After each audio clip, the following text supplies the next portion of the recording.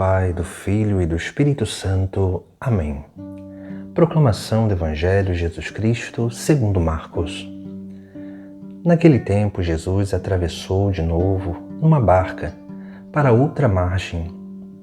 Uma numerosa multidão se reuniu junto dele e Jesus ficou na praia.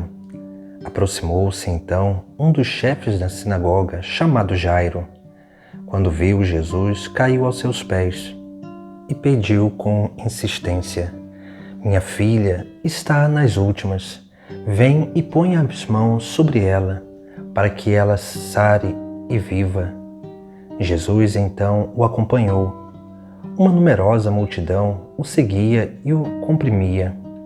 Ora, achava-se ali uma mulher que há 12 anos estava com uma hemorragia. Tinha sofrido nas mãos de muitos médicos, gastou tudo o que possuía e, em vez de melhorar, piorava cada vez mais. Tendo ouvido falar de Jesus, aproximou-se dele por detrás, no meio da multidão, e tocou sua roupa. Ela pensava: "Se eu ao menos tocar na roupa dele, ficarei curada." A hemorragia parou imediatamente e a mulher sentiu dentro de si que estava curada da doença. Jesus logo percebeu que uma força tinha saído dele e, voltando-se no meio da multidão, perguntou: "Quem tocou a minha roupa?" Os discípulos disseram: "Estás vendo a multidão que te comprime e ainda perguntas: quem me tocou?" Ele, porém, olhava ao redor para ver quem havia feito aquilo. A mulher, cheia de medo e tremendo, percebendo o que lhe havia acontecido, veio e caiu aos pés de Jesus e contou-lhe toda a verdade.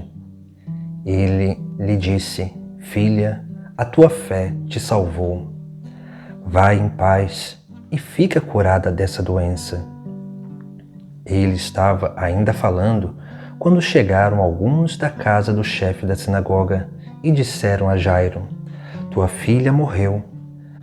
Por que ainda incomodar o mestre?" Jesus ouviu a notícia e disse ao chefe da sinagoga: "Não tenhas medo, basta ter fé." E não deixou que ninguém o acompanhasse, a não ser Pedro, Tiago e seu irmão João. Quando chegaram à casa do chefe da sinagoga, Jesus viu a confusão e como estavam chorando e gritando. Então ele entrou e disse: "Por que essa confusão e esse choro? A criança não morreu, mas está dormindo." Começaram então a caçoar dele, mas ele mandou que todos saíssem, menos o pai e a mãe da menina e os 3 discípulos que o acompanhavam. Depois entraram no quarto onde estava a criança. Jesus pegou na mão da menina e disse: "Talitá cum", que quer dizer: "Menina, levanta-te." Ela levantou-se imediatamente e começou a andar, pois tinha 12 anos. E todos ficaram admirados. Ele recomendou com insistência que ninguém ficasse sabendo daquilo e mandou dar de comer à menina. Palavra da salvação. No Evangelho de hoje nós temos uma grande catequese sobre a experiência de fé. Essa experiência de fé que não é uma experiência de crença. A crença é uma realidade que é quase científica, onde você vê uma coisa acontecendo, sente uma coisa acontecendo e a partir daquilo você começa a acreditar naquele fato ou naquele objeto. A fé é um dom de Deus, é um dom teologal que toca no mais profundo da nossa alma e nos impulsiona sempre a dar um passo no escuro, que nos impulsiona sempre a dar esse passo de confiança, de esperança, de ir ao encontro daquele que é o objeto da nossa fé, que é o próprio Deus, que é Jesus Cristo. Por isso que no Evangelho de hoje nós temos esses dois exemplos. Jairo, que é um chefe da sinagoga, que sua filha está doente, está morrendo, e Jesus Cristo vai curá-la. E temos essa mulher, que nós não sabemos o nome, mas que tinha e sofria já há muito tempo de uma hemorragia. E por muito tempo gastou todo o seu dinheiro tentando a cura, mas nunca alcançou a cura e a sua doença só piorava. Aqui nós temos o primeiro passo de fé, que é o passo de humildade. Porque quando nós adentramos nessa experiência de fé, nós precisamos de ter humildade para verdadeiramente tocar aquele que é a verdade, que é Jesus Cristo. Porque quando nos falta humildade, nós vamos ficar apegados sempre aos nossos preconceitos. É como essa realidade dessas duas figuras do Evangelho. Veja que Jairo, ele era chefe da sinagoga, e muitos naquele tempo, que eram chefes da sinagoga, que eram os religiosos da época, não quiseram acolher Jesus Cristo. Mas aquele homem teve que descer daquilo que eram os seus status. Ele teve que se despir dos seus achismos e conhecimentos para se render à obra de salvação que Jesus Cristo realiza. Aquela mulher também, que por muito tempo gastou seu dinheiro todo tentando a cura e a sua doença só piorava, ela teve que ter humildade de verdadeiramente descer do seu status, não um status social, porque era uma mulher considerada impura por causa daquela hemorragia, mas ela teve que descer daquilo que era a sua racionalidade, de já ter buscado muitos médicos para a sua cura e nada tinha acontecido e só piorava a sua situação. Ela teve que deixar o seu racionalismo para se abrir a uma experiência de fé. Por isso que o primeiro passo para termos uma verdadeira experiência de fé é a humildade. Essa humildade que não quer sentir nada, essa humildade que não quer ver nada, essa humildade que quer unicamente contemplar a verdade. E a contemplação da verdade não é uma coisa sensitiva, mas sim uma convicção que vai tocando o mais profundo do nosso coração, da nossa consciência e da nossa alma. Por isso que o primeiro passo para uma experiência de fé é isso, o passo de humildade, esse passo no escuro que nós precisamos dar para que possamos realmente crescer e se abrir à confiança em Jesus Cristo. O segundo passo de fé é o tocar. Tocar aqui não significa sentir alguma coisa, primeiramente, mas é participar da vida de Jesus Cristo.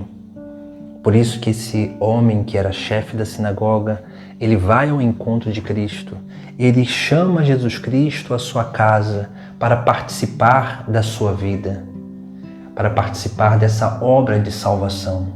Essa mulher também, ela vai ao encontro de Jesus Cristo para ali tocar a vida de Jesus Cristo, para participar daquilo que era a natureza divina.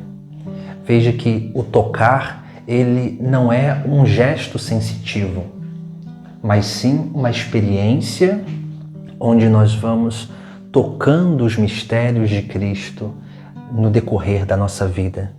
Por isso que nós vemos essa mulher que vai ao encontro de Jesus Cristo e ela toca as barras das vestes de Jesus. E Jesus vai sentir que uma força saiu dele. Isso porque em Jesus Cristo há essa graça transbordante. E todos aqueles que se aproximam de Jesus são tocados por essa graça, mas principalmente aqueles que nutrem uma verdadeira fé por Jesus Cristo. De Jesus Cristo sai uma graça especial para essas pessoas. Essa deve ser a nossa experiência com Jesus, uma experiência de tocar a sua vida. E no decorrer da nossa vida, Jesus vai nos propor muitos mistérios da sua vida para que possamos tocá-lo e possamos vivê-lo.